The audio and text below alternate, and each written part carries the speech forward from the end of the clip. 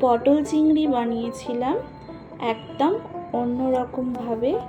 সেই রেসিপিটাই আজকে তোমাদের সাথে শেয়ার করব। তো হ্যালো এভরিওয়ান, কেমন আছো সবাই? আশা করি সবাই খুব ভালো আছো, আমিও ভালো আছি। তো প্রথমে আমি ভালো করে মিহি করে পোস্ত আর জিরে ভালো করে বেটে নেব। এরপর আমি এখানে পটলগুলোকে লম্বা লম্বা করে কেটে রেখেছি, আলুগুলোকেও লম্বা করে কেটে রেখেছি, পেঁয়াজ কেটে রেখেছি। আর এখানে আমি চিংড়ি মাছ নিয়েছি, নোনা চিংড়ি। তো আমি কিছুটা বেছে 2 ঘন্টার মতো আমি ফ্রিজে রেখেছিলাম। তারপরে আমি ফ্রিজ থেকে বার করে এই যে খোসাগুলো দেখো সহজেই ছাড়ানো হয়ে যাচ্ছে।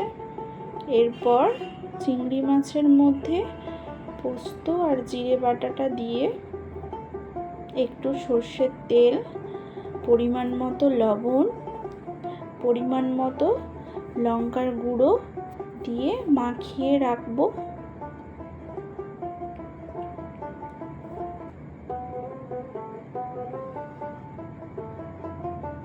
এরপর আমি সর্ষের তেলের মধ্যে পটলগুলোকে ভেজে নেব। পটলগুলো আমি নুন হলুদ মাখিয়ে রেখেছিলাম, তারপর লাল লাল করে পটলগুলো ভেজে তুলে রাখবো।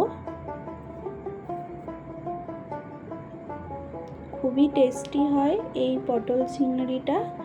এরপর আমি আলুগুলোকে লাল লাল করে ভেজে নেওয়ার পর এর মধ্যেই আমি কোচানো পেঁয়াজগুলো দিয়ে দেব।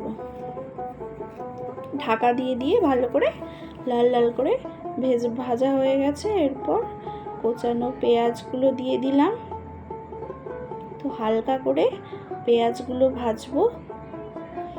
তারপরে পরিমাণ মতো হলুদ গুঁড়ো, লঙ্কার গুঁড়ো দিয়ে কিছুক্ষণ নেড়ে চেড়ে ভেজে রাখা পটলগুলো দিয়ে দেব।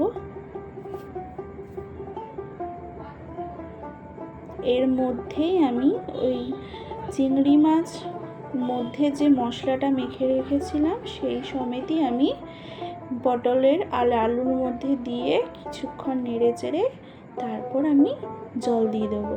চিংড়ি মাছটা কাঁচাই দেব, তাহলে ওর টেস্টটা খুবই ভালো হয়। এরপর পরিমাণ মতো জল দিয়ে দিলাম।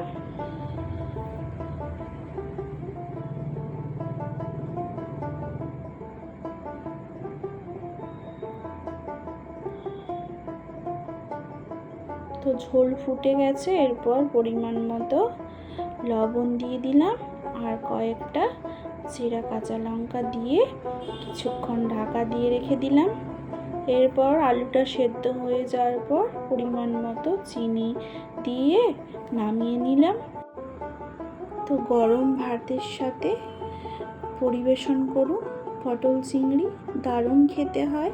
এই রেসিপিটা অবশ্যই একবার বাড়িতে বানিয়ে খেও। টাটা বন্ধুরা, আজকের মতো এইটুকু। তো আজকের ভিডিও তোমাদের কেমন লাগলো অবশ্যই কমেন্ট করে জানিও।